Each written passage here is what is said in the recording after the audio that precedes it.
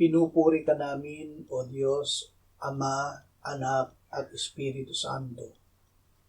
Salamat, Ama, na ibinigay mo sa amin si Jesus na iyong anak, na namatay para sa aming kasalanan, iyong muling binuhay, iniakyat at iniluklok sa iyong kanan sa langit.